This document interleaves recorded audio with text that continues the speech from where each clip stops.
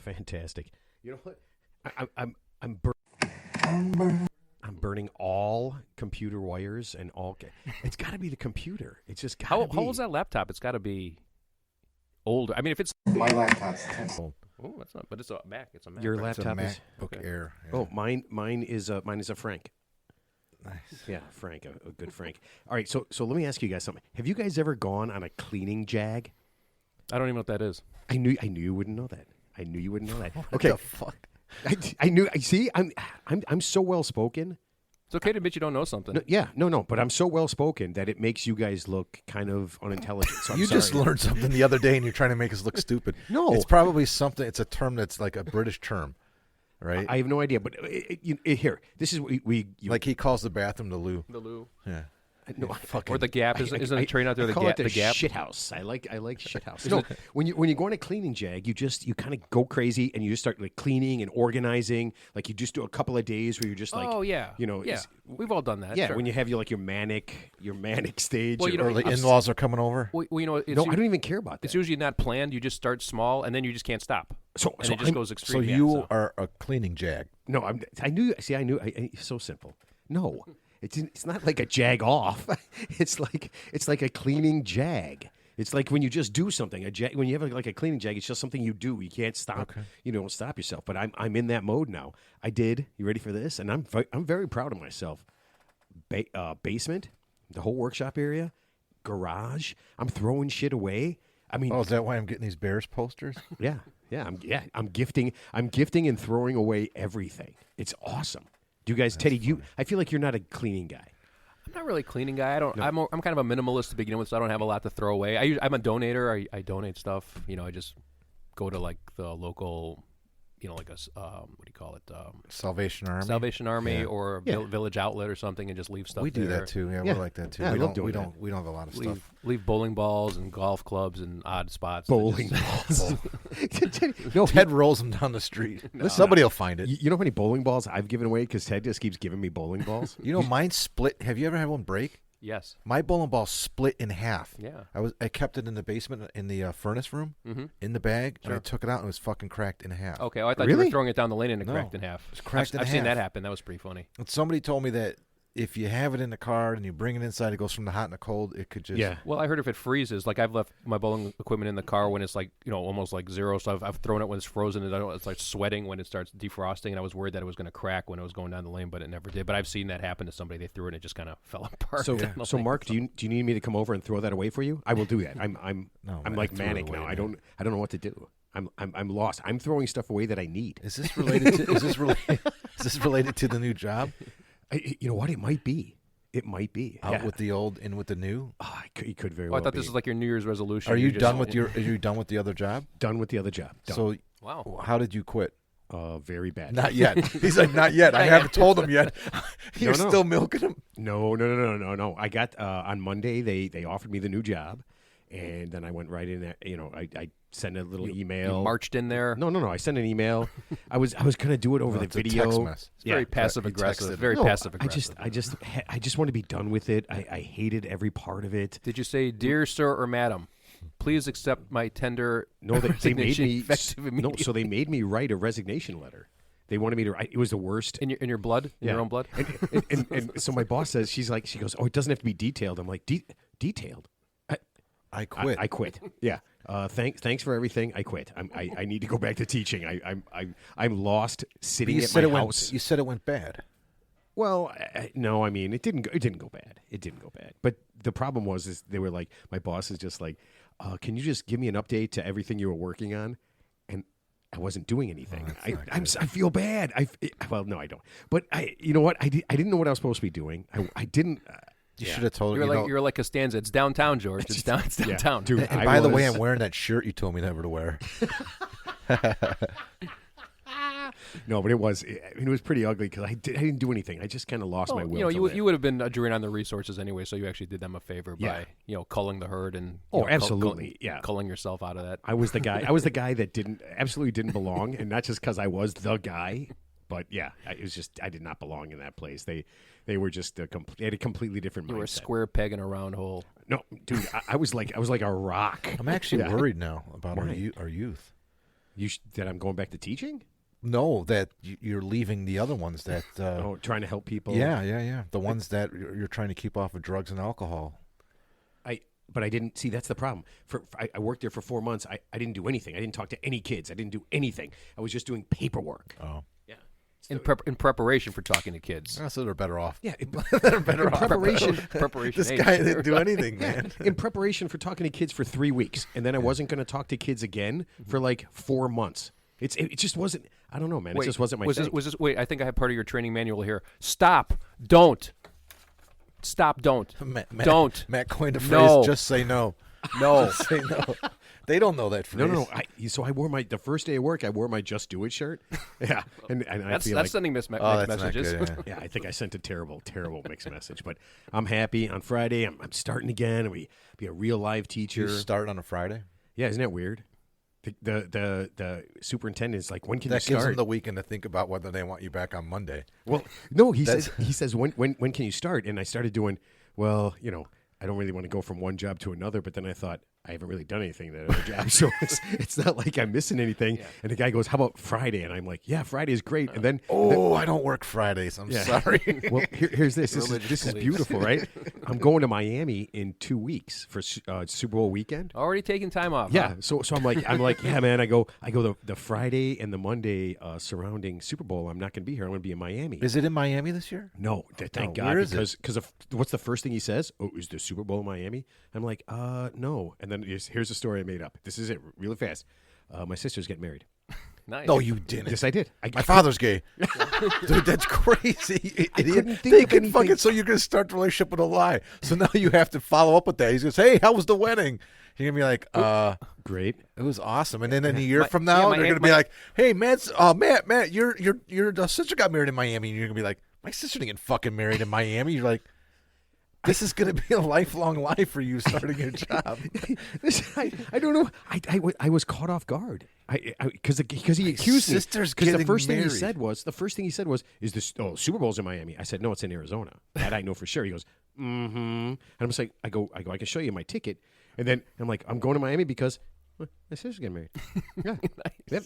And then I started the story. They're not, you ready for this? I go, yep. I go, yeah. 45 years. She's alive for 45 years. And she finally got hitched. At age 45, I did. I said all that. I just started rambling. My God. I was nervous. I really listen. This job is 5 minutes from my house. It's exactly what I want to do. You need to make that right You have now to do- you have because to do this is going to come. This is going to come back to haunt No, you. I don't share anything when I'm at work. I won't The share circle of anything. trust is founded on a throne of lies. I don't feel bad about it, but I just Matt, can you come in here for a minute? what was They're I going to call you in his my office. aunt got Is this, married.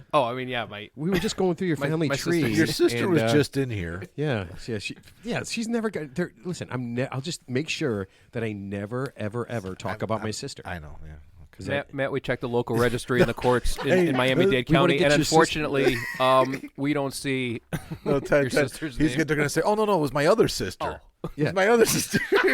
So now he's got two sisters. It was Miami, Alabama. I'm sorry. There's a It was my Miami half in sister. Alabama. It was my half sister from Alabama. Yeah, No, we're not it'll be- related. It'll be like a Seinfeld thing. Oh, we want to get her a present.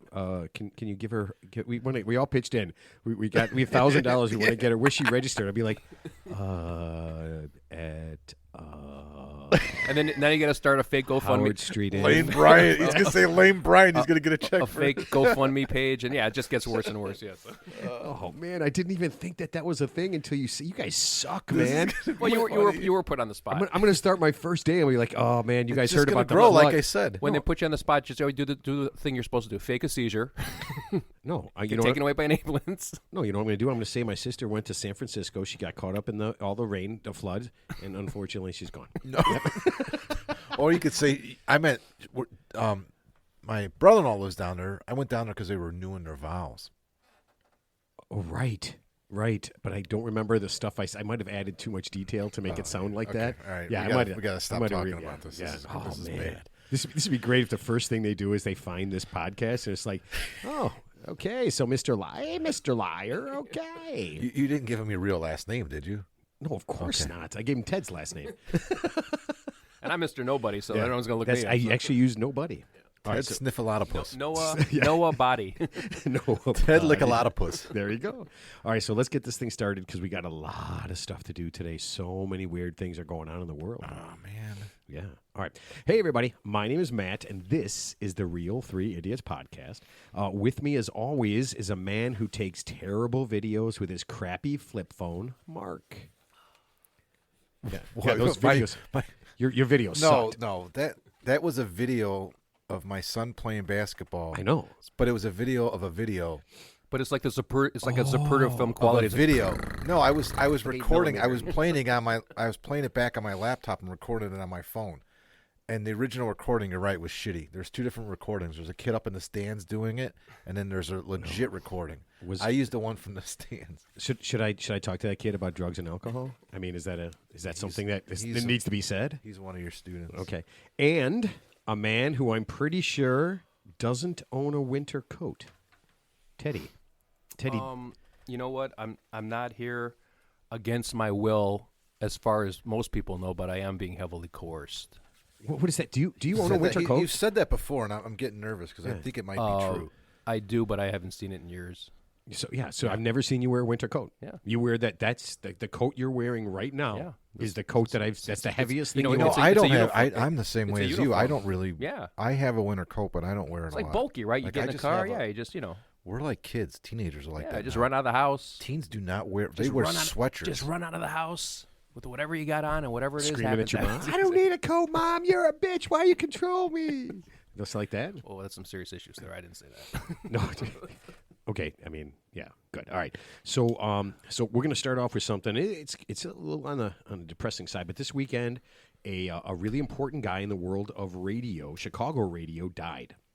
Now, a lot of people outside of Chicago probably won't know this guy's name, but disc jockey Lin Brehmer lost his battle with cancer. Okay. Hold on a second. Let me just do this. Brehmer was a disc jockey in Chicago for about 30 years, a little bit longer even, on WXRT, which is kind of an alternative rock station. Yeah. Progressive rock. Progressive rock? I actually saw the story on the news that he passed away, but actually I never heard of the gentleman until I actually saw his name. And until you mentioned it before, I never even heard of the guy. I listened to Lin Brehmer since day one. Since 1991, yeah. Yeah, 1991. I swear to God. Yeah, no, I believe it. When I was a kid and we were, I mean, we didn't listen to necessarily Lin Brehmer at this time, but when we were driving, my neighbor, when we were going to high school, he would drive us to high school. And in his car, because he drove, he got to pick, and he always listened to XRT. And let me just so people know, Lin Brehmer was not like a shock jock like a Howard Stern or anything like that. Or like Mancow, yeah. No, he played music. Yeah, but like in between Casey, music, Casey he would Kasem, he talked and he was funny, he was smart, he was awesome. It just sucks. I've been reading a lot of stuff about it and watching a lot of stuff and just going back and listening to Lin's Bin, which was a little thing that he did. He would taking questions and he would answer the questions in a real articulate, funny, witty way, weaving like cultural stuff in and out, relations to music and things like that, answering the question. It was pretty funny. But he was a guy that I listened to when I was in high school in the mornings getting ready for school, because he would come on, play great fucking music, and then talk a little bit, and then you just got to get to know him. You felt like you knew him, and it's just it was a long time. Right, but that was the thing. So XRT played music no one else did. Now, if you know what their motto is? Like Lin would say, we play whatever we want, whenever we want. Right. And so here's the weird part about this, right? So he's playing music you can't hear. Now, if you're not in your 40s and 50s, you probably didn't listen to the radio, right? But that disc jockey was your only connection to music, right? Like right now, we have at the tip of our fingers every song played Apple by everyone, Music, right? Spotify, Everywhere, YouTube, right? whatever. Yeah, you don't need. But back in the day, you had to turn on the radio. Yeah, DJs turned you on to new groups and there were new music, right, yeah. and there were two kinds of there were just two kinds of radio stations. A station like XRT where they could play anything they wanted. They could play like B-sides, and they could play songs from groups that you wouldn't hear. And then there was the other one, and they did this. It was top 40, right? And they played the same Casey Kasem. They played the same top 40 songs, but even when they had like rock and roll stations, they just played the same songs over and over again. They could only play certain artists and certain songs by those artists, and that was it. I remember being in summer camp when I was a kid, and I remember whatever remote area I was in, whatever radio station they had out there, they played the same song, literally every other song. It was Bob Seger, Against the Wind. I'm like, oh my God, if I hear Bob Seger, Against the Wind one more time. I liked it the first time, but not the 1,000th time. Yeah. But what's cool about XRT too is they broadcasted on Belmont Avenue. Oh yeah, right in the neighborhood. Right in the neighborhood on Belmont. And and they were owned by, like Lin tells a story that when he started with XRT in 1984 as a program director, they were owned by a guy named Dan. That was it. He's like, and Dan was like, yeah, that sounds good, whatever, and because he trusted in Lin Brehmer to pick the music, and by pick the music I mean whatever he liked or whatever they liked and whatever the DJs agreed to, they played, and that's how their catalog grew. It's enormous, and he didn't. XRT's been around since like 50 years now, so they've been around since 1972, 73, yeah. So it's 50 years now. So he joined in late, but they were always kind of like that. Oh yeah, yeah. And here's the thing: as radio went on through the 90s and the 2000s, companies were buying up stations, and they were just creating like country western. Mm-hmm. And these are the country western songs you played. If you went around to some big cities, a corporation could own every single country western station in 20 cities and play the exact same music, and it was just the same thing over and over and over again. And the cool thing about XRT was that they just played anything, right? But so they did get bought by CBS. They ended up getting bought by CBS. Yeah, but they didn't change them. Right. I mean, I think that was one of the things that when I was looking at that was one of the things. But here's the thing: when you talk about music, music is special. And when you're listening to music, especially like when you listen to songs from the 80s and the 90s and all that kind of stuff, or 70s, whatever, you're not so much listening to music, you're listening to memories. Yeah. Right? Because, I mean, the music takes you back to places and people and things. I mean, it's really powerful. I want you to think about this. There are probably songs right now that you could listen to that could remind you of a house that you lived in when you were a kid. Bob Seger, Against the Wind. Yeah. Reminds you of summer camp, right? I mean, here, I'll give you an example.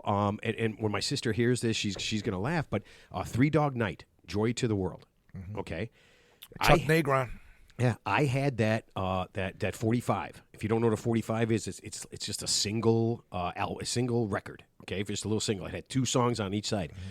Is that the one with the big donut hole? Yeah, that's one. As opposed to the little and you put the little yellow thing in there to make it not fly all. You had to pull it up. Yeah. So my sister and I this is how I remember Three Dog Night.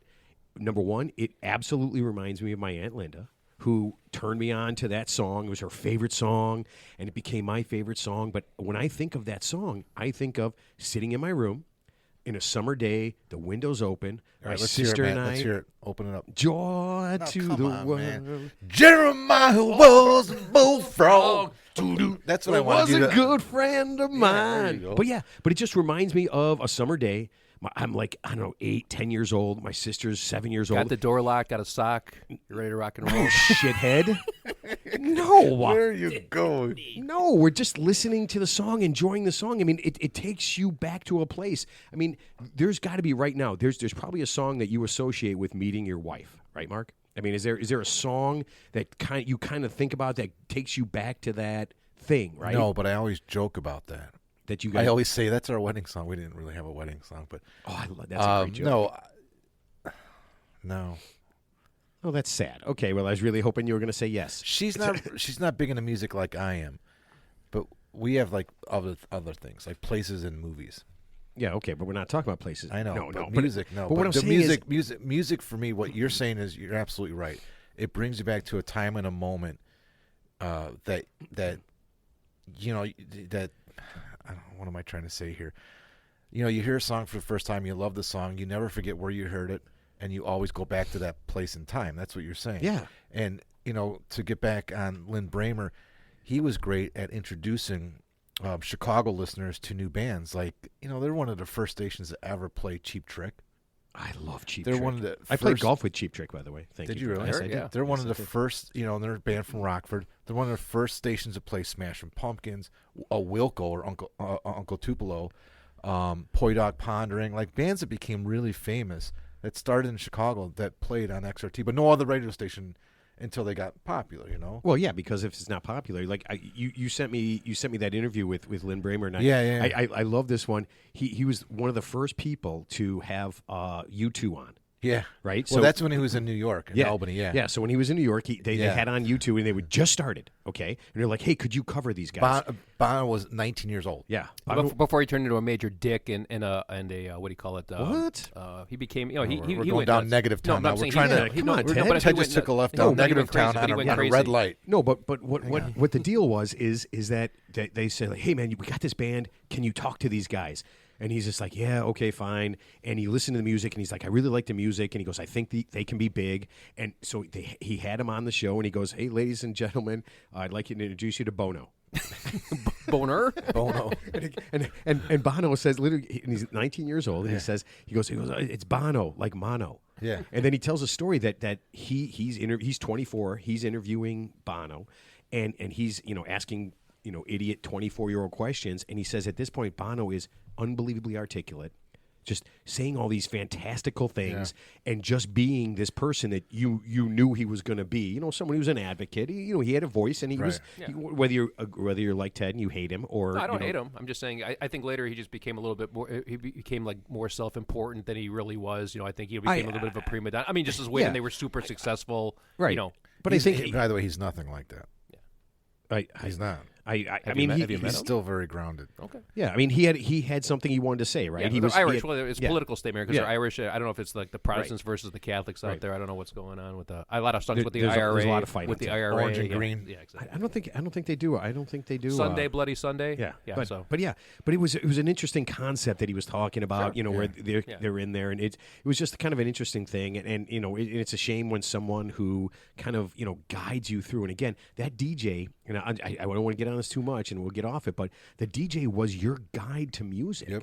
I mean, he really was. He or she, they were the ones that gave you the music because they were the only ones who could.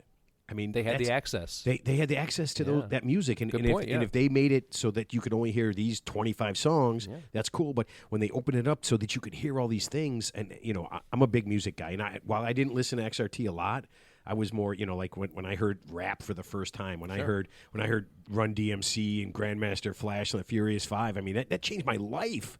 I mean, I still listen to that crap today, and I fucking love it. I'll dance around the gym listening to that stuff. So it's Nice. I just got one funny music story. So I remember I had an older car. I think it was a Toyota Tercel 4-speed, and the radio didn't work except for one station. It was the hardest core gangster rap. That's the only station that came in clear. Everything else was like shh. It was like snow. It was like the static.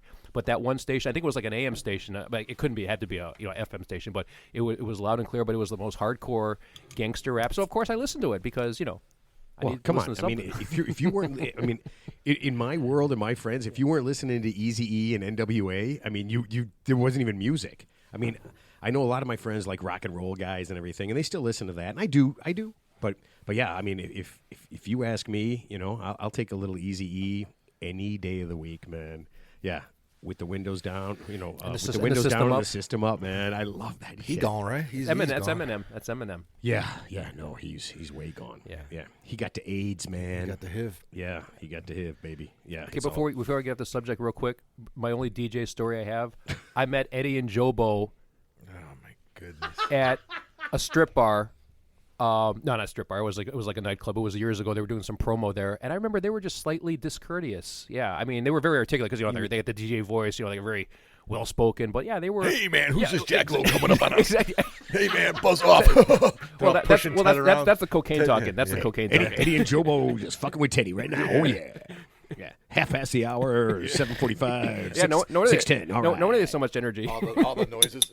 Yeah. Oh man, I hated that stuff. You know what? I am so glad I never listened to any of that crap. I'm so glad I listened to like Johnny B and Stephen Gary. More like Eddie and Joe Blow. Oh man, yeah, I never got that.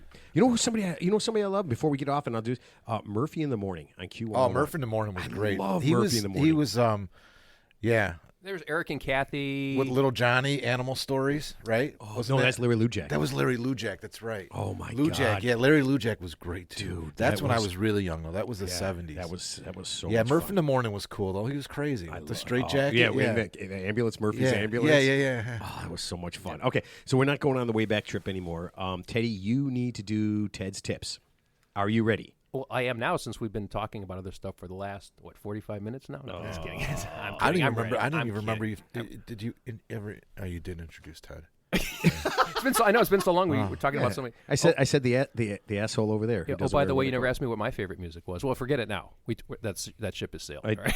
We know what it is. You want to be an opera singer. Yeah. No, I know what it is. Teddy wants to be a cowboy. And you can be my cowgirl. Yeah. No. Okay, so you are ready? Yes. Okay, so no song today. I just didn't feel like singing. That's okay. I don't know why. You know. Sometimes you feel like a nut. Sometimes you don't. You know. What is going on? Teddy's drinking coffee instead of Knob Creek and Crown Royal. So now he's out of coffee. He's dry. Yeah, and since we don't edit, Teddy, there ain't no stopping now. So sorry, buddy. You'll have to grab your. You want to what? You're gonna make somebody. Ain't nobody in my house gonna make you a cup of coffee. Can you call the waitress? Yeah, that shit ain't happening. Teddy, No, I was gonna make my own coffee. So you're gonna get up and go make coffee. Well, not now. No, Obviously. you just called me Okay. out. So let me do our sponsor real fast, and then we'll get to your Ted's tips for 20s. Well, not my tip. The audience's tip. Oh, right. What they want to hear. What they want to hear. I will get to that. I will get to that. I'm just a foot servant at this point. You are, yeah, just a foot servant. Okay. Excuse me. You've heard of Carfax, the service that lets you know if the car you want to buy has been damaged. Now you can find out the most important thing about your new car with Carfax. Carfax will let you know how many people have had sex in your car. You don't want to end up buying a rolling brothel or sit every day on your long car ride to work in a rolling semen tank. Just call Carfax and we'll let you know what kind of action your new ride has seen.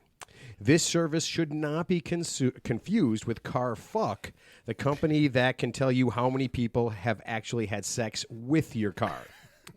Call Carfucks today and get some peace of mind about who's had a piece of ass in your car. That's a good one. They have they've got a store in Park Ridge. Carfucks? Yeah. It's like a drive-through. Is it next to?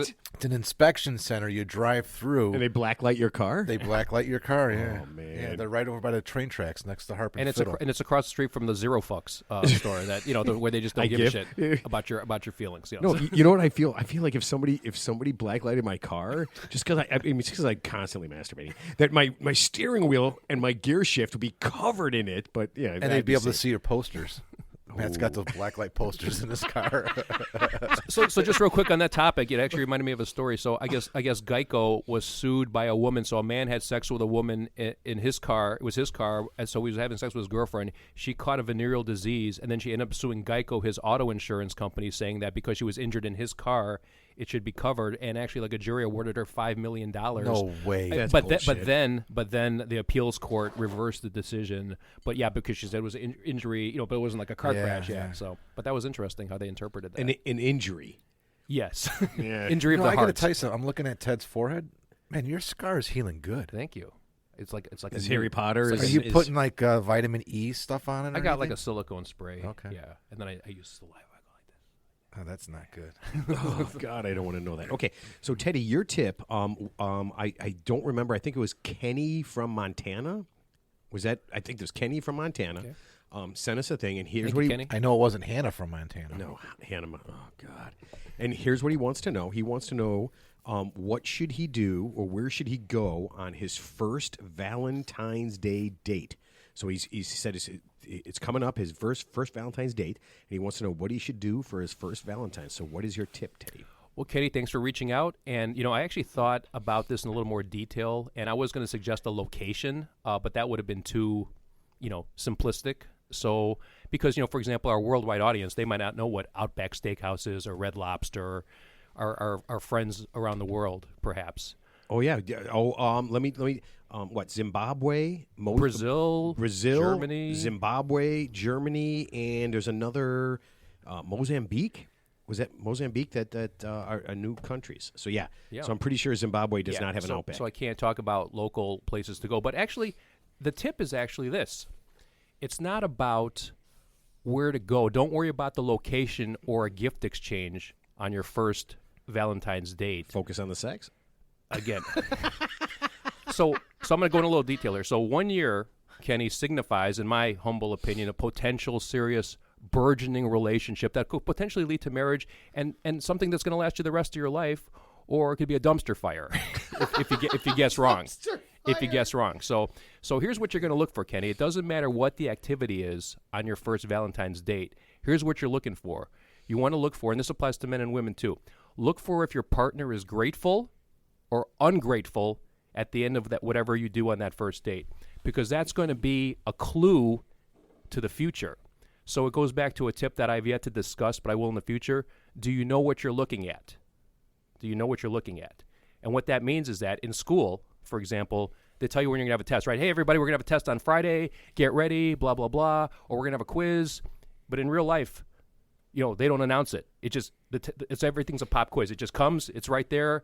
And if you don't know what you're looking at, and you could guess wrong. And what that means, Kenny, is this. I'm not trying to be Debbie Downer here. Okay, it could mean the difference between celebrating your 25th anniversary with this individual or making 18 years worth of child support payments to her and her new boyfriend and subsidizing their life. So know what you're looking at, Kenny. Wow. Right now, Kenny is thinking, dude, I'm looking for a place to take my date. No, I mean it wasn't. What should he do? I mean, but I mean that's what though. If it's your first Valentine's, it could be 3 weeks, right? And then you got stuck. You started dating somebody in the middle of January, and now you're fucked. You got to do something for. Do you guys have you ever done anything for Valentine's Day, Ted? Maybe. Have you, Matt? I have, and most of the time, if you go out on a holiday like that, it's usually a shit show. It's first of all, it's a Hallmark holiday. It's complete bullshit. And I had Valentine's Day was big when you were like in 6th and 7th grade. Girls like, I wanted something, if you had a girl, and you played that. But once you get a little bit older, you realize this is fucking bullshit.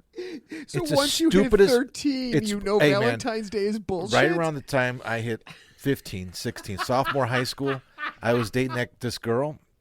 And I said, "Yeah, I don't do that. I'm not fucking going to get overpriced chocolate the day before. I don't do it." Wow! And she was like pissed at me, and that's when Ted's tips. I knew I got to get out of this now. It's grateful versus ungrateful. I'm like, dude, we're not on the same page.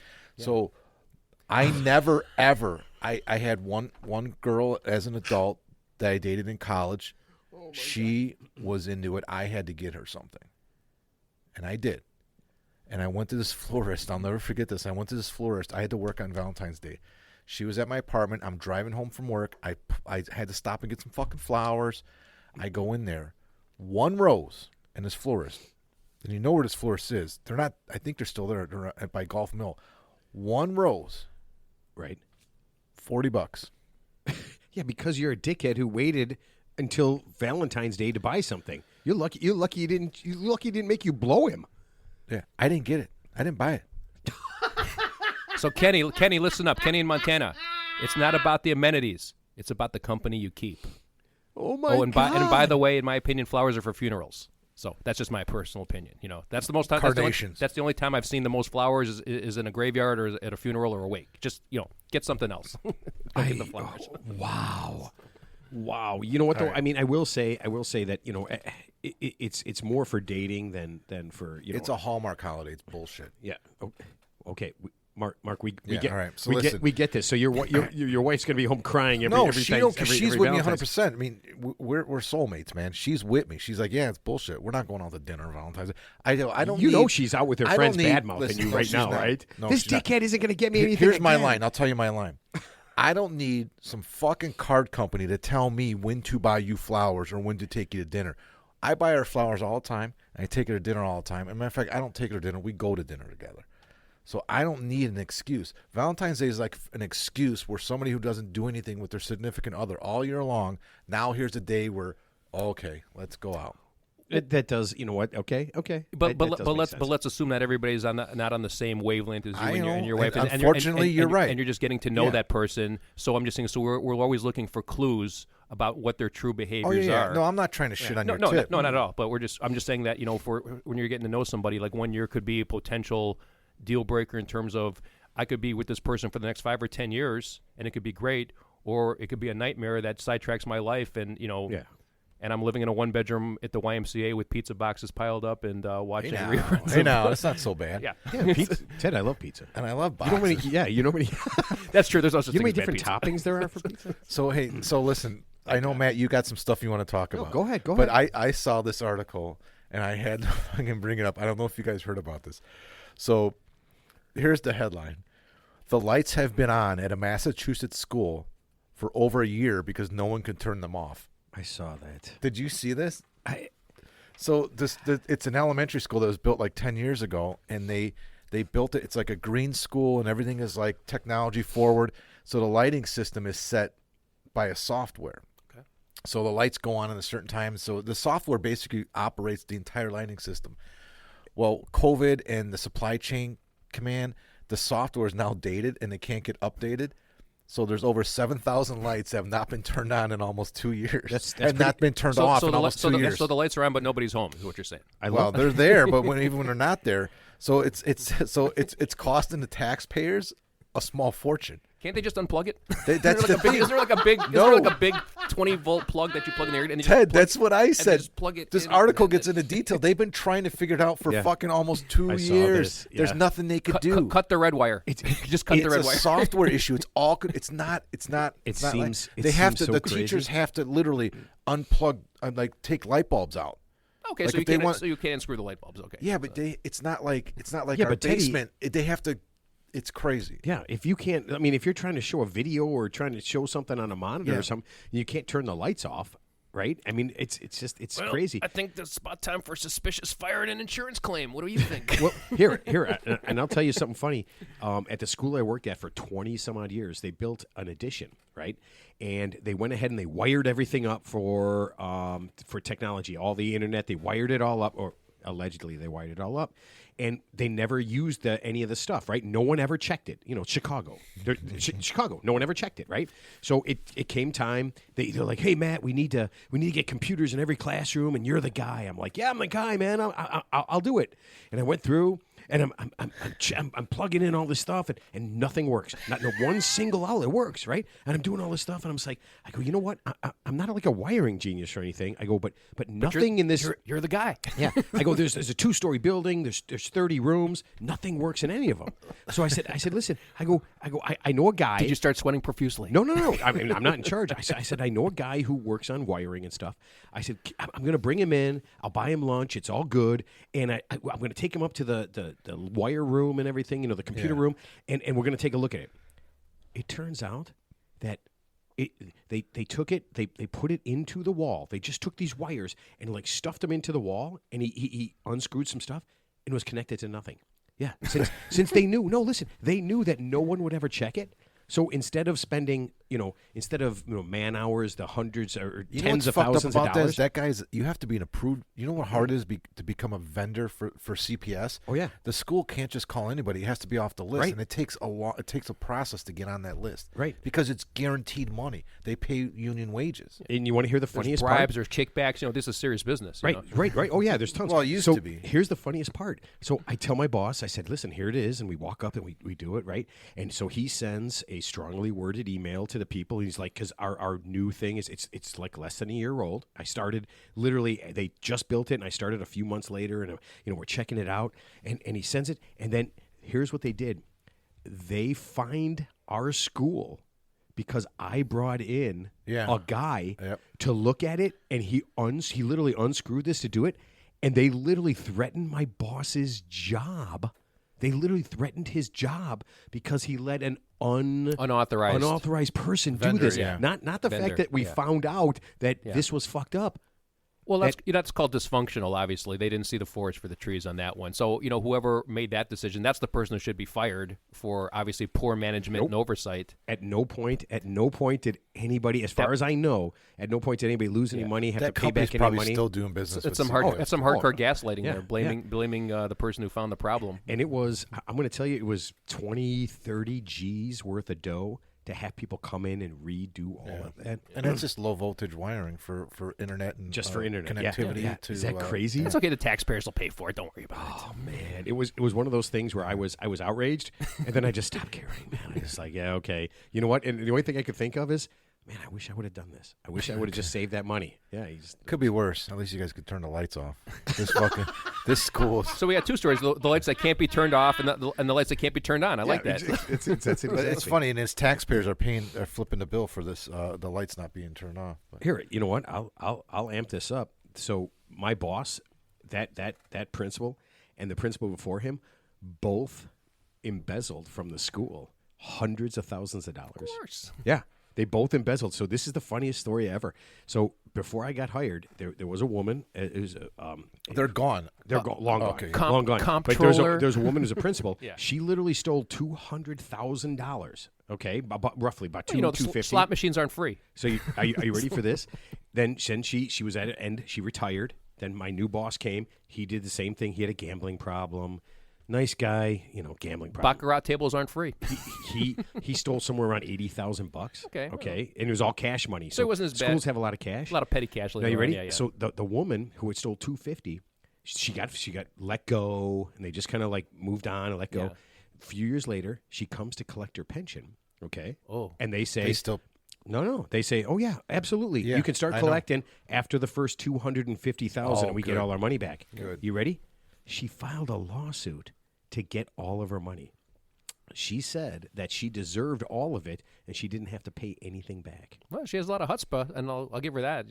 I remember reading about this in the paper. I don't remember how it played out though. Yeah, she ended up sued to get her pension. She ended up not getting it. But here's the funniest part. So we had two, and that cost us money too. Of course, that litigation. So we had two principals in a row, right? And the other guy, I was there for him. He was a nice guy.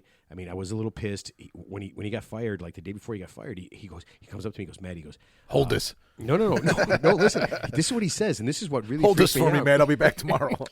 he goes, oh man, he goes, I got to step down. I'm like, oh, what's the matter? He goes, this is what he said to me. He goes, I got cancer. This is what he told me. I'm not fucking with you. Rectal cancer. No, and he was a neighbor. He lived. My kids played with his kids. He was a great boss. He was a great boss. He was stealing, and he let me do whatever I want. Did he have cancer? No, Mark, he did not have cancer.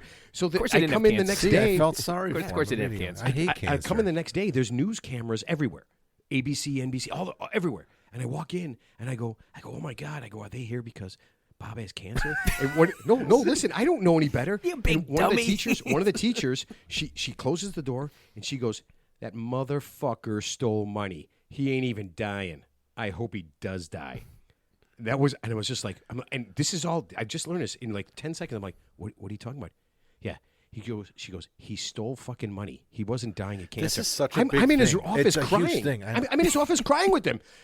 2 days earlier, I'm in his office crying because he's telling me he has terminal fucking cancer. But he's really crying because he knows he's fucked. You know what he should have told you? Instead of saying he's stepping down, he should have said, I'm going out for milk and a carton of milk and a pack of cigarettes, and I'll be right back. Matt, can you hang on to you hang on to this petty cash while I step out? Actually, we need you at the poker table. Dude, it was. I'm telling you, these people that steal from the children in the school districts should just be just put on an island. Well, I mean, my grandma's neighbor in Michigan did the same thing. There was a woman. She said her kid had cancer, and she had a GoFundMe page, and it was all made up. It's like the worst of the worst. Or the woman who took the home. You hear about the story in New Jersey? She got a lousy 3 years. So basically, there was a real homeless guy. So she made up a story that says the homeless guy gave her $20, his last $20 in his pocket. So her and her, a-hole co-conspirator boyfriend started a GoFundMe page to help this veteran. Yeah, they raised like $800,000. Of course, they spent it on luxury cars and Louis Vuitton handbags and vacations before they were busted. And then we got to see her silly looking face with her mugshot. She's going to serve 3 years in clump fed. So that is terrifying. Okay, so I really want to bring it down. I'm going to take this down right here. Down right now. Have you guys seen in the news recently that former pro tennis player Pam Shriver Have you see this? I did see that story. No, I didn't read the story. So here's the deal. This is what she says. Okay, she's a former pro. She says tennis has to put an end to coaches sleeping with players. Did you even know that was a thing? First of all, a lot of tennis players are very young. It's a young person's sport. Right. You're talking about pros that are like 15. Well, you could extrapolate that to like old. track and field. I mean, anything where there's like a one. Anytime there's like a one-on-one coach, something's like got to go down. yeah, but no, I guess gymnastics are young, but I mean, pro tennis players are young. Yeah, but there's like one player and there's one coach that's with them all the time, All so the you time. can see And they start when they're really little, like 8-10 years old. How old is she now? She's a little bit younger. I don't even than know who us. this is, but so she was a player back in the 40s. She was a player back in the 70s. She was a player back yeah. in the 70s. Yeah, Okay. she's about our age, right around So there. so what did she say? So she said they have to stop this, and I thought, and I'm thinking, doesn't crime stop? I mean, like laws stop this, right? But yeah, so these people are doing this. So there's a player, Fiona Farrow, who just she came out. She's very young. She's probably 17 or 18 now, but she said that her coach was assaulting her for years. Oh my God. Well, you know what? Obviously, you saw what happened to that guy. What's his name? Harvey Weinstein. I'm sure that they can go after the coach if she was underage at the time, and they could do the same thing to this Well, I mean, what person. about that? I mean, here's what I'm thinking. Jeffrey Epstein. Here's something. Where are the parents in this?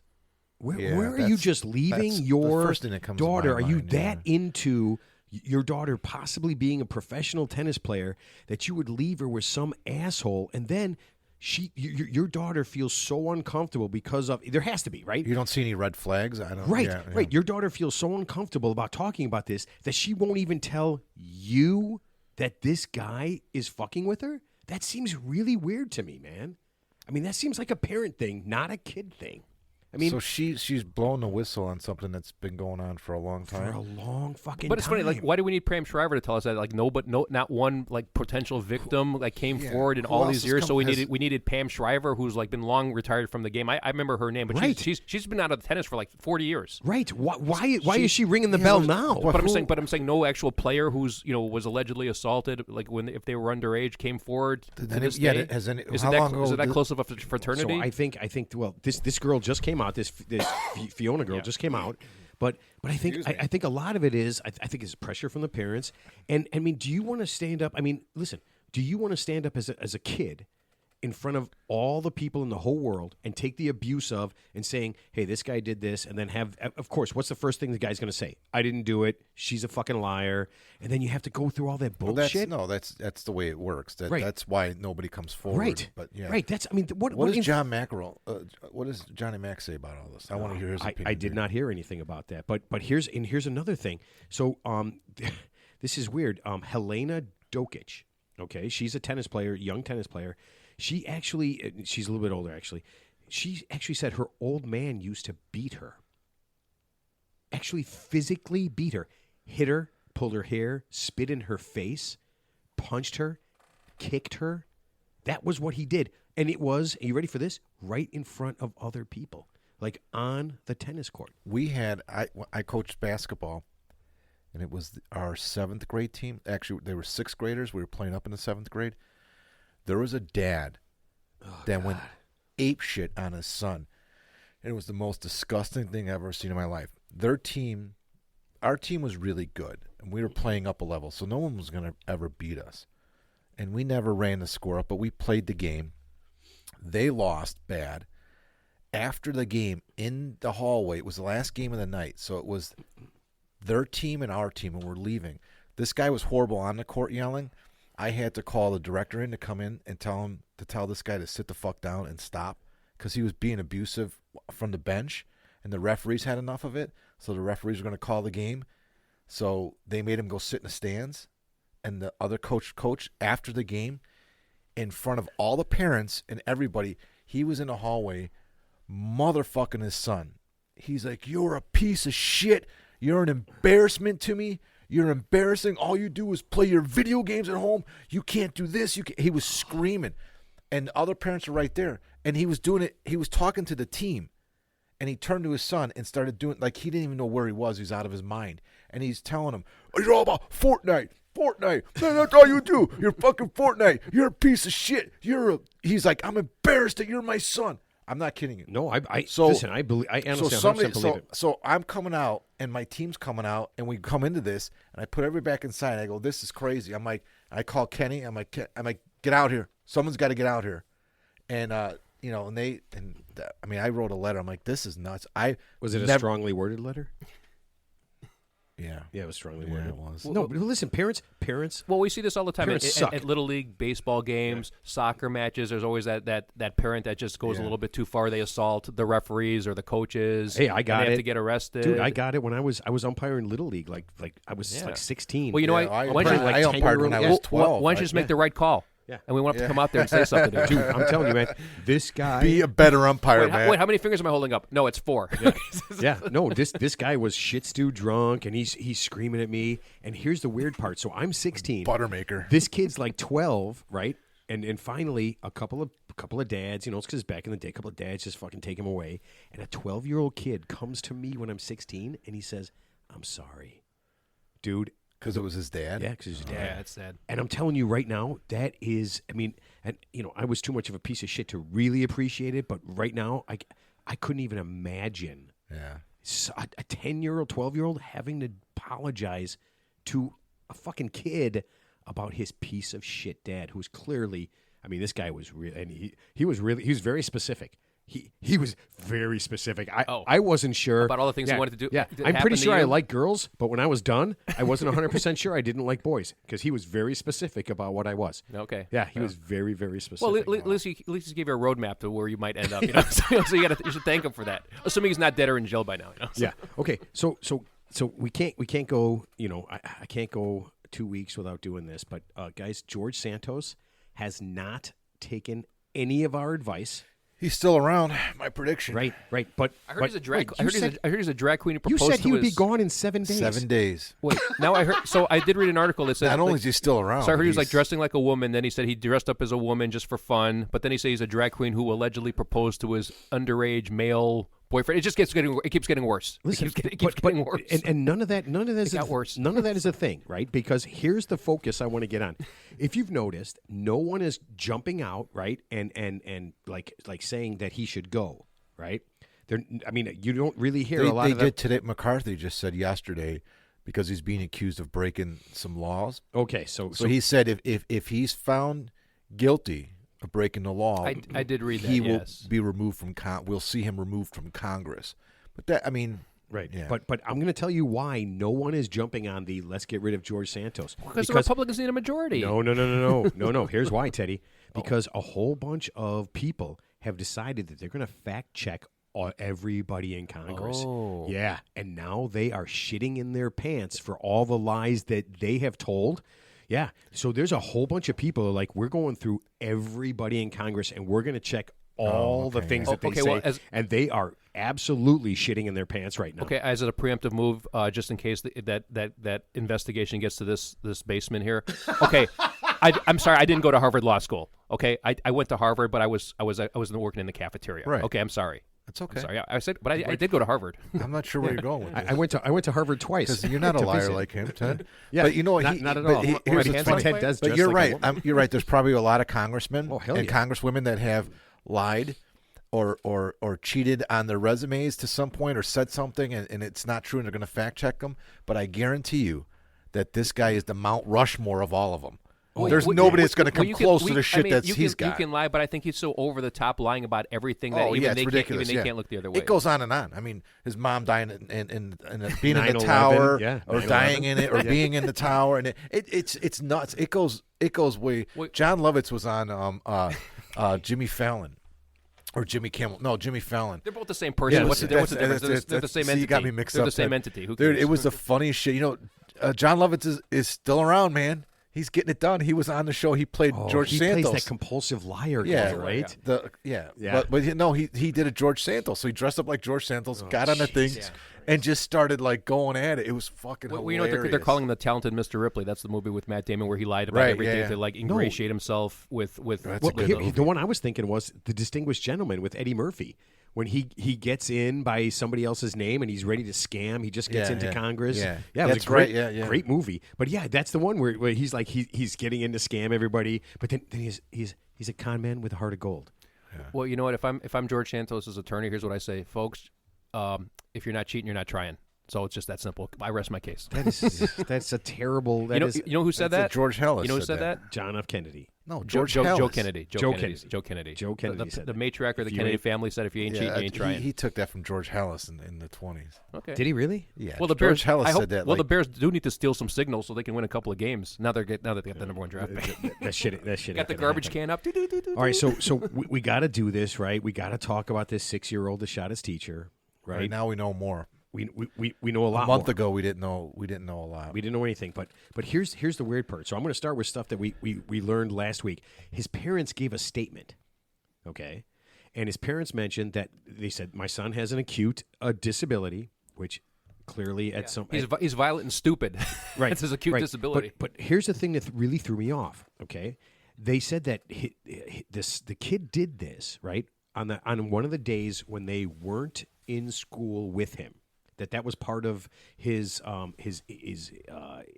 individual. I call it an IEP, his individual education plan. One of them is there with him at all times. That's not a thing. Well, he threatened his teacher before. He threatened to set her on fire or something. So this kid's got a history. And then he's only 6 years old. And then you heard about they checked his book bag supposedly on the day of the incident, and they didn't find a loaded gun in there, even though they allegedly checked his book bag. So it wasn't in there, right? They said it was in his pocket. They just didn't. So.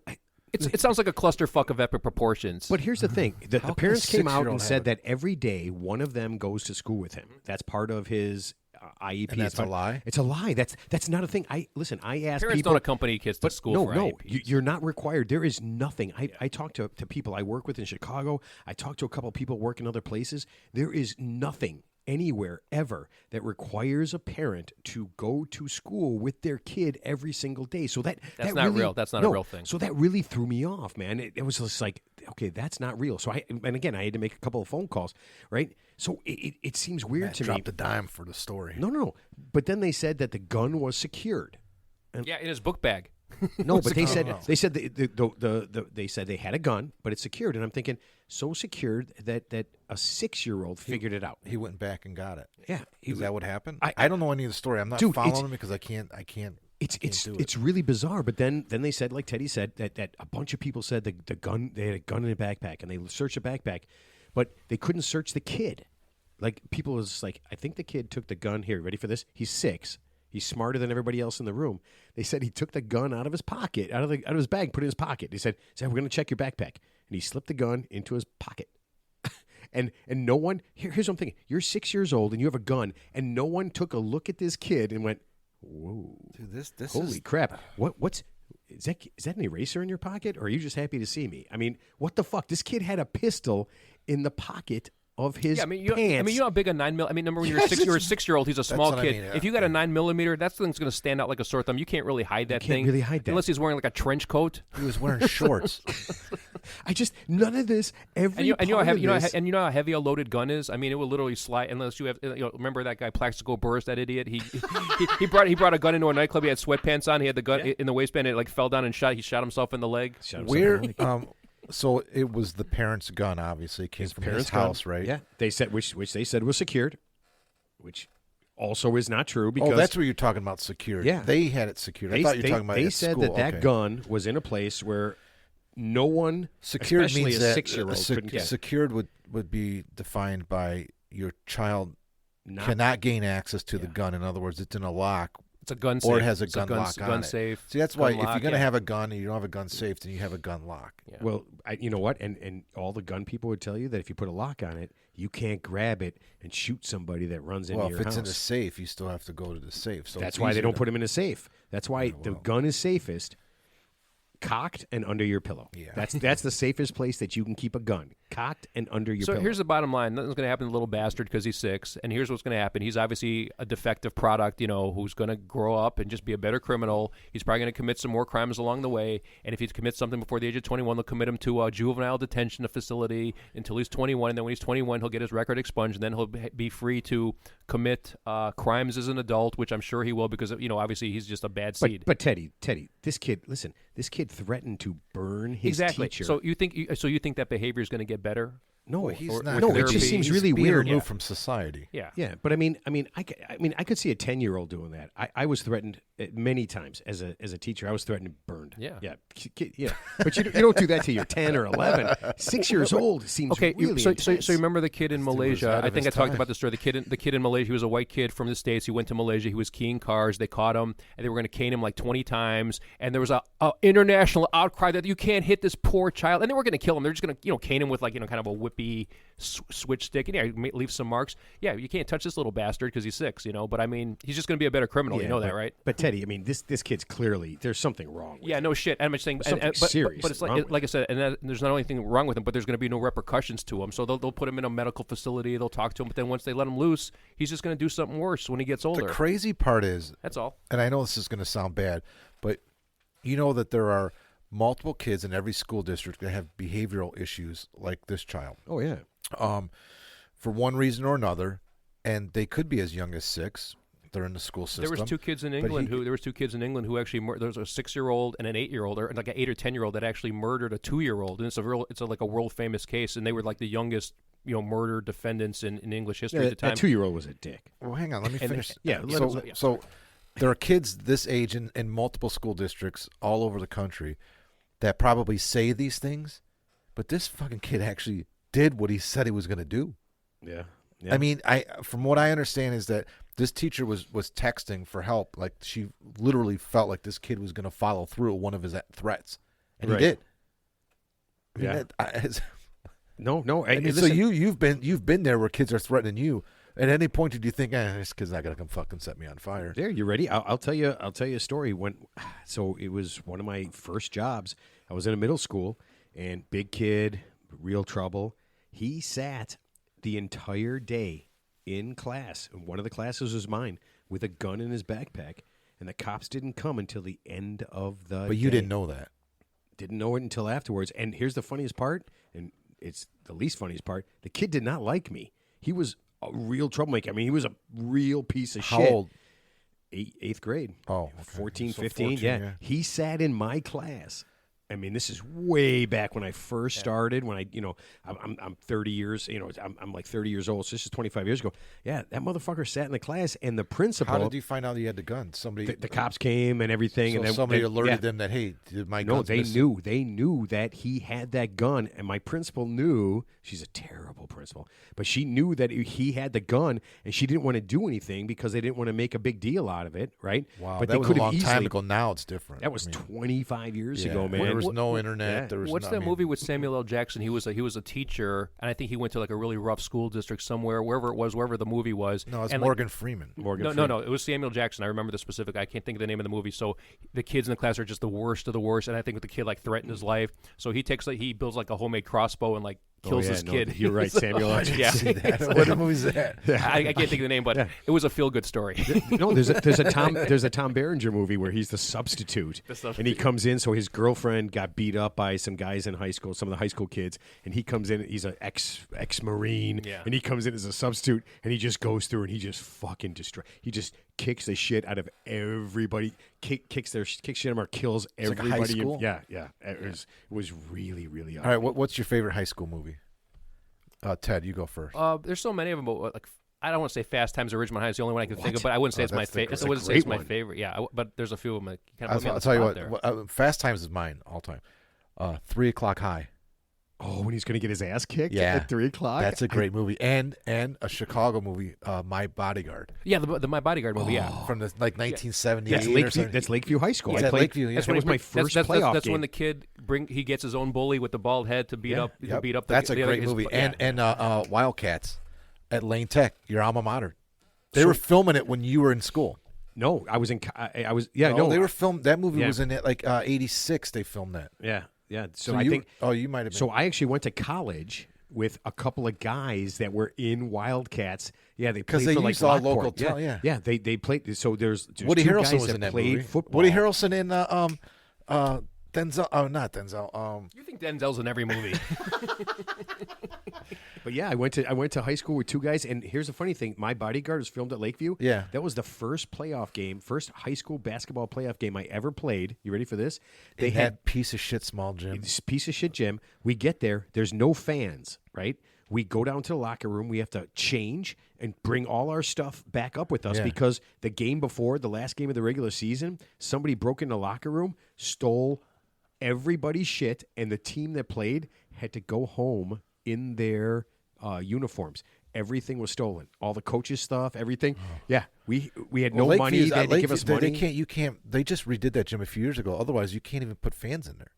That's how small. A lot of gyms are like that. You couldn't. CPS. Yeah, you couldn't the day I played. Yeah, that was fucking horrible. Okay, so this is weird. But you didn't say your favorites. Oh, I'm going Breakfast Club. Oh, I didn't even think of that. Yeah. It's a great movie. Yeah. There's just so many great films Yeah. that are based in that genre of high school. Yeah, Breakfast Club. 16 Candles, Yeah. all the John Hughes movies like that, right? No more Yankee to Weird Wanky. The Dogger Science. Need Food. Weird Science. Oh, dude, Love Weird Science. That's my dude, I love that. Those are all like high school. They're Yeah. some of the best movies ever. He pukes, you die. Chet. I love Chet. Oh, dude, rest in peace, man. Bill Paxton. I love Bill Dude, Paxton, he's the man. best. He was the best. He was a great actor. He just won. They just won a huge lawsuit because it was a botched. He's dead. He died. He didn't win shit, man. His family sued because it was it was an outpatient procedure, like some bypass surgery that they fucked up and he died. Really? That's how he died. Yeah, he went in for some procedure, not a full on bypass, but something like that, and he died on the table.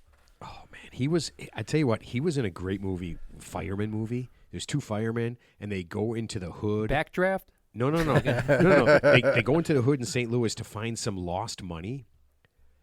And I gotta look that up. It was a really I don't trust good your movie. movies though. No, it was Snake Eyes was the last one. I turned that fucking thing off. Snake Eyes was great. It's a With Gary horrible Sinise. movie. Come on, man. That's one of the few watchable Nicolas Cage movies. That's what you keep saying. You're not even close, man. You're not even close. You know what? We're moving on. Okay, so here's this is kind of insane. unplug me. You ready? No, listen. North Dakota is trying to pass a law that would make people who refer to themselves with pronouns other than what they were born with pay a fine of $1,500. Yeah.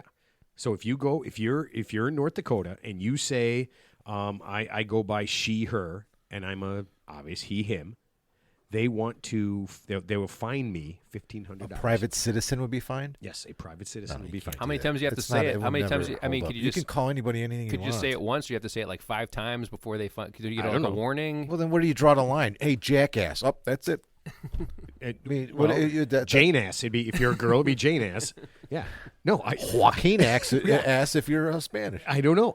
Listen. I don't know. You can't do that. That's ridiculous. I mean, I'm not saying that the story that you're reading is totally made up by you just for the listenership. Nope. 100% true. Look it up. No, I know, but what I'm saying It might is, not be enforceable. That's all. yeah, I mean, it seems completely ridiculous, right? I mean, everybody's freaking out about this, but if somebody wants to be called by whatever, just call. But here's my question: why is the state legislature wasting their time on something so inconsequential instead of like talking about real problems? Again, going back to the federal thing, because they're about to be found out that Why- they This is lied gonna on be their gone. resumes and they lied about everything else. we just had a teacher at school suspended because of pronouns. Because he wouldn't say somebody's pronoun. Right. Dude, who gives? Just let it go, man. He's an old school guy, and he's just like, That's not old. That's not old school. It's dumb. I know, but I mean, some people. Can't you just refer to them as student? Just say student right there. Student at desk number 2. Student. I think it comes down to is like what Ted you would be just the said. What Ted greatest. just said. Like, Have each desk numbered and just say student desk number 3, or just say number 3. Your turn to talk. And that way you can eliminate all the pronouns. Done. See, problem solved. You could number every. I mean, Just I solve guess the problem. I guess if you wanted to, you could number everybody up. Yep. but I don't have a problem with that at all. If somebody Yeah. wants to be called they instead of he or she or Yeah. whatever, I honestly don't. I want to respect other people, but sometimes you can accidentally. It could not be intentional. Yeah, but you And know they it was intentional. If he got busted for it, you know Oh, it you wasn't teacher one I'm or talking two about? times. Yeah. Oh yeah, I know, You know it because wasn't one or two it's high times. school and he's 70 years old. And Yeah, he's from a bygone era, and like and I he's said, not going to have a I mean- student tell him what he can and cannot call them if what he's calling them is inappropriate and normal. Well, I mean, like that's his logic. He probably overstayed his welcome. Like I said, some people when you're older, you kind of like. I don't want to use the term "time passes you by," but I think they just don't keep up with current events and they don't realize the quote unquote seriousness of the issue because it's ridiculous. No, he was wrong. Yeah, he was wrong. But you know what they call you in prison? You know what your name is in prison? Inmate. Your name is inmate. And you know what your name should be in school? Student. Well, student. you know what?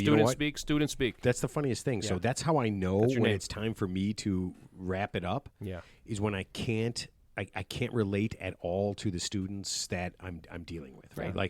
Like there's nothing that they do. And everything, I'm just like that angry, pissed off person who, kids these days, and when you start saying shit like that, So I had a teacher come into class when the Gulf War was going on, and you mean Live Tour and PGA or Gulf GULV? Yes, sorry, no, it's okay. So when the war started, the teacher came into class, and he was a great man. He was a great man and a great teacher. Except for this one thing. No. He came into class, and we're all in class already. He comes in, he slams his book on the table, and he says, I hope we go to war. It was like right before we went. I hope we go to war. I hope you all go there, and I hope all you motherfuckers die. He was so pissed off about. Sounds like a great man to me. He was so pissed off at the direction really that the country sweet. was going that we were actually going to go into Kuwait and go into Iraq and just and start a war. I would have raised my hand and said, "Sir, teacher, we're not eligible for the draft because we're not 18 years old." So he was old. He was like he was at the end of his tenure. He was old. Oh, so he was in his 60s. I mean, he was like no, but you know what? He was actually. It was the way that he started class, and he goes, I don't mean that. He's like, but that's what your leaders. That's what the leaders of this country think of you. That we're going to go to war over this, and you're the ones that are going to go there, and you're the ones that are going to die. He's like, and then it's like a history. He was a history teacher, so I mean, he came into class and he made that announcement. We were like, what the fuck?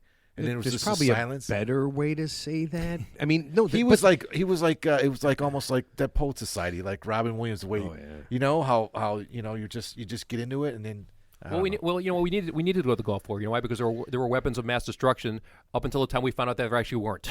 Weapons of mass destruction. Well, that's the Iraq War. This was before that. They showed us all the This I'm talking like 90 the Gulf. Yeah. The Gulf War. That's such a tough thing because that's right. So many American people have died overseas for ridiculous reasons, for no reason, wars, for no reason. Afghanistan, so regime wars and all these things, and it makes it does make you think, but you almost have to do it in a better way than that. You really do. Well, now we're sending tanks to Ukraine. And guess what? As I predicted, so we've already sent billions of dollars to Ukraine. And guess what? So I guess Zelensky, the president, he just fired 9 of his like cabinet members. You know why? Because they went on vacation. They took the money. They partied with it. They went on vacation. They were going on trips abroad. Yeah. So you know where that money's going. Like we called it, right? It's not rocket science. There's a reason nobody gave a shit about the Ukraine before this war. Yeah. Because nobody gave a shit about them. I mean. It's not about giving a shit. It's not about giving a shit about them, but it's just about. I know we're pretending to care, but it's a thing. I get it. They're being invaded, but it's a very slow invasion, by the way, because we're still talking about this. The concept behind all the billions of dollars that we are giving them, and all the billions of dollars that we could spend helping people here. Yeah. No, infrastructure. We have to do what we're doing. We have to. This is ridiculous. What's happening over there? What if Russia goes nuclear? I mean, Russia has more nuclear arms than every country in the world. I mean, we have to do as NATO. I mean, we have to do everything we can to help stop this. I mean, this is horrible. I mean, I listen to it all the time. Yeah, but we're not going to stop this. We're not going to stop giving them tanks. Giving them $100 billion is not going to stop this. If Russia wants to, just can't turn so we've given them $100 billion. Is it over? It's not over. It's not even close to being over. This could be 20 years. This could be 20, 30. Yeah. I mean, you don't think Russia's smart? You don't think they're going to know what they're? They'll just this retreat is for a while. This is going to end the day Putin dies. 7 days. 7 days. All right, let's move on because I'm getting worked up on this. Here we go. Okay, so this is what I want. How about them Bears? No. This is what I want to. Don't get me started on Bears. We need to talk about this because this is important. Alec Baldwin is being is going. Yeah, Alec Baldwin is going to be charged with a crime. Yeah, he's I going heard to be about- I heard charged about that. with what So second degree murder. That's coming down the pipeline. Yeah, he's going to be That's going to be fucked up. charged with second degree What about murder. the person that killed Brandon Lee? Yeah, that was a state. That was Yeah, a it was prop, that was a forever prop ago. gun. Can they That- go back or no? I No. mean, that was a prop gun, was a right? prop- yeah, it was Yeah. a prop gun that was He loaded. died a couple yeah. days later or something from internal bleeding or something It was like still, that. he got but I shot. mean, Yeah, that but was it was the the- curse- but it was that the was the same curse thing. of Bruce It was Lee. the same That was thing. He got that shot was with the by a Crow. match. That was a good movie too. That was The the Crow. Crow. Yeah. Dude, The I Crow. told my kids about that movie. They're like, "What?" I'm like, "Great soundtrack, great movie," and they made a part 2 also. Yeah, terrible. That part 2 is one of the Was worst it? things I've ever seen. Who starred in but The part Crow- 2? I have no idea. But the Crow is actually a really good movie. But Yeah. here's the thing: let's say he goes to prison. Okay, I think we should give him some advice, right?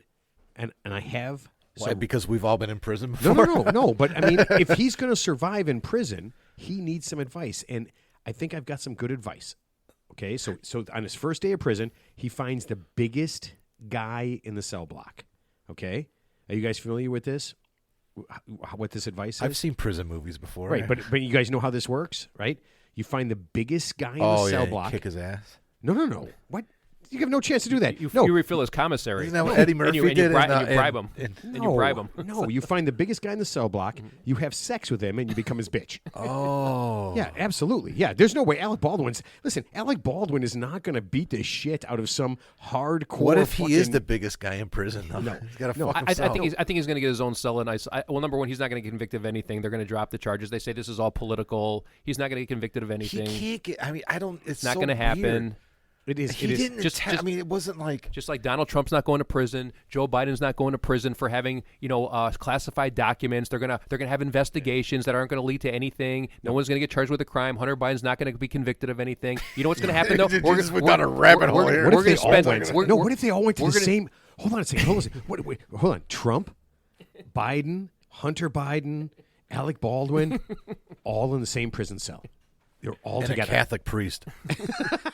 And Jerry Sandusky is the night watchman. No, but I mean, the story is pretty crazy, right? Because this. Listen, the story This is like the real world. They could do like a real world show. on Real that. world Real prison. world, yeah, holy shit. but in a house, like they would just be in a normal house. So we wouldn't have the taxpayers wouldn't have to pay for this, right? They could make money advertising, and the advertisers could pay for them to be in prison. It's like Big Oh Brother. my It's God! like Big Brother. Listen to this. What if prison became the real world? That would be fucking perfect. We no more taxpayer money in prisons, right? It's just advertising. We just see all these prison things. Oh my God, we're like rich. the Truman Show. Exactly, except massive amounts of prison. That'd be perfect. But no, so I kind of want to talk about this for just a second because this is what I thought was weird about this whole thing, right? Why would there ever, in a billion years, be real bullets in a movie set? Prop gun, yeah. Why would ever? I'm still confused. Well, that's what they're trying. So That's am what I. that's what I'm they're trying. still To, that's what confused. they're trying to figure So out. it was literally a live round in the chamber of that gun that he shot her. Right. Yeah. They have they have an armory expert that hands the. I mean, there's literally like a chain of command. He doesn't just have the gun. Like somebody, gets the gun. There's an armory expert. There's the woman, I guess, Yeah, who was no, in this is charge all- of. Yeah, she was charged already. Yeah. Like, But here's the thing: all actors are just stupid pieces of shit. Yeah. Right? There's no way Alec Baldwin will ever have any training, understanding. I mean, he's probably one of the stupidest human beings on the planet, like most actors.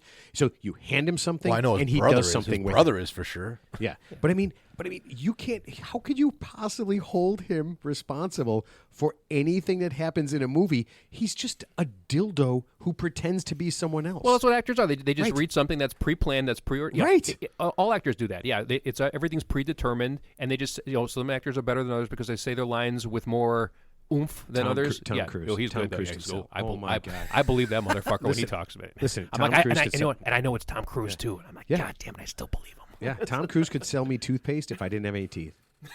It's true. Well, Tom Brady sold him Some- Bitcoin. some crypto. That was He ugly. sold you But crypto. Yeah, so I just laugh about this story because I mean, if this chick is the armorer, okay, so let's just say she's an armorer and she works in movies. Well, I'd like to order dummy bullets. No, not real ones. No. But in all, I know real but- ones but are in- cheaper. In all fairness, not real ones. I mean, I don't know what a live round looks like compared to like a dummy round. right, but I mean, it can't be but you can't if you're working in a movie set, you can't ever confuse Yeah, I'd like to order some bullets. Real bullets? Yeah, real bullets. I don't know. Yeah, whatever. It just seems the whole concept of what happened seems so ridiculously and comically impossible. Well, it almost seems like sabotage. It almost seems like somebody does. purposely put a live bullet, just in the perfect spot because you figure I think they've eliminated that. Because there's tons of dummy rounds, and like, how did this one? So let's just say there's a live round there. What are the odds of that live round ending up in the gun at that moment in time when he fired the gun at that moment in time? And I mean, it was an accident. Right. I mean, he's an actor. Trial for murder. It was. I don't know.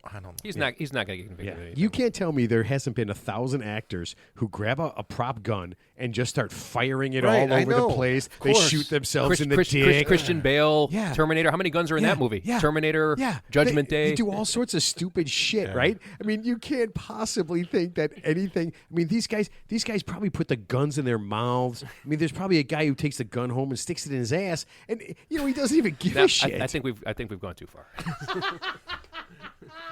No, it's just such a weird thing. Okay, so all right, I think it's time to rest this show. We're getting near 4,800 seconds. What? 4,800 seconds? Yeah. You can do that kind of math? 4,700. It says right there. It says seconds? Where? Right here. Yeah. Oh shit! You know what? It's funny. I never noticed that. You're right. We're at no, I can't do the math. We're at almost 5,000 so seconds. We've been 10 minutes. This game. This, so we've been this doing show's this been for going 10 on minutes. forever. This show's been what does that translate to minutes? 10 minutes. Okay. Yeah. Okay. So you guys ready to start? Okay. So let's. Hi, my name's Matt. Yeah. No, you're Mark.